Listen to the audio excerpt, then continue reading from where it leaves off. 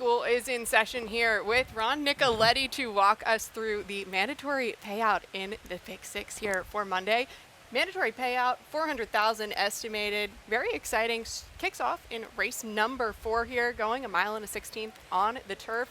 Optional 25, and I think you either single here or you spread. How do you play? Well, I went 3 deep in here. I mean, Paris Sunrise looks like the one to beat there, stretching out to the 8.5 furlongs for Victor Barboza Jr. Finished a good second, swift race too. But I want to talk about the horse I'm going to use in there also is Yankee Drummer. Go back and look at this horse, 12-1 on the morning line. He ran a fantastic race, so I'm going to go 3 deep, 7, 6, and number 5. The 5 being Yankee Drummer, but on top it's Paris Sunrise. I couldn't agree with you more, and you know, Yankee Drummer might end up being lone speed in that race. Yep. Great opportunity for him there. We switch over to the all-weather surface in race number 5. Shorten things up, going 5 furlongs, claiming 10. Never won 2 in life. Whew. This is a little bit of a head-scratcher for me. I went 4 deep in here. I used Kate Dismayed on top as making the usually fruitful third start form cycle. Do I look worried? I am in this particular race. That's the number 8, 9 on fire. Then I threw in Bella Jack, who's a bit of a long shot. But I just, Kate Dismayed is probably the logical one, but I'm not sold, so I'm going to go a little deeper there with 4. I think so. And Bella Jack, I agree with you, is intriguing. Handled a wide trip last time out. Maybe we can smooth things up in there.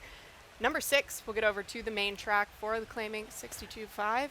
6 furlongs here. Here's America's single, and it's going to be mine too. Cross Haste, who goes to the Victor Barboza Jr. barn after the claim drew clear as the 3-5 favorite that day to defeat similar competition and did it in driving fashion. You know the barn at 31% with new claims. Prentice, Pedro Pena, everyone that ran against this horse in the past couldn't do it. So you got a single somewhere, and it's Cross Haste for me. It's not bad to be on the speed of the speed in that group. We'll get back over to the turf for race number 7.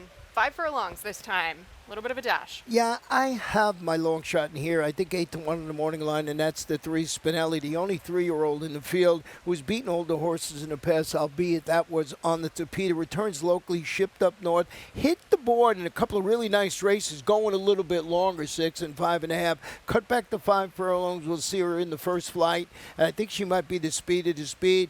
Greenfield Cougar, the 2 is going to take a lot of money, and the class of the race.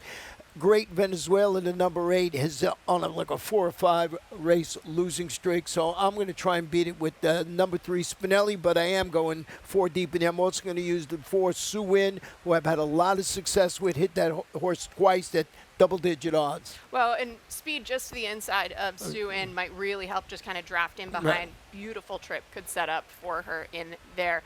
Race 8 over on the main track, going a mile. It's a claiming 10.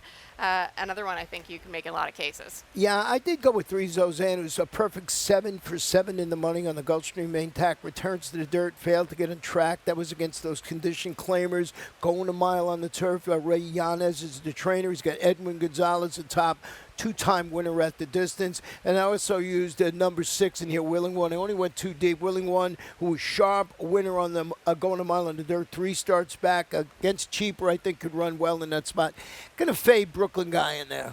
And I think Willing One, a nice price alternative if you're trying to kind of beat the favorite and spread out. Have some options in there. And if you make it through to the last here, I know Ron is giving us good guidance. The 9th is going to wrap things up on the turf, 1.16 miles for the claiming 17. I went with the 3 Megacles, who gets the call after moving to Ronnie Spat's barn, finishing a rate the pace second at this level on the turf. Diego Herrera is going to ride as part of the pace puzzle. It's a little bit of a puzzle there, but I think that's the right one. One more Duke, leaves a little doubt. He's going to the lead no matter what. And then you got Supreme Honor, who does his best running in the latter stages of the race. So I got some speed, I got some stalkers, and I got a closer in the last with the 3, the 4, and the 2. Well, Megacles might be complemented by a little bit of a troubled trip from Malcolm X on Friday. Could be overlooked and drift up in price. Yeah, 57.60 for me, and I guess good luck with all our tickets. Good luck. Thank you, Ron.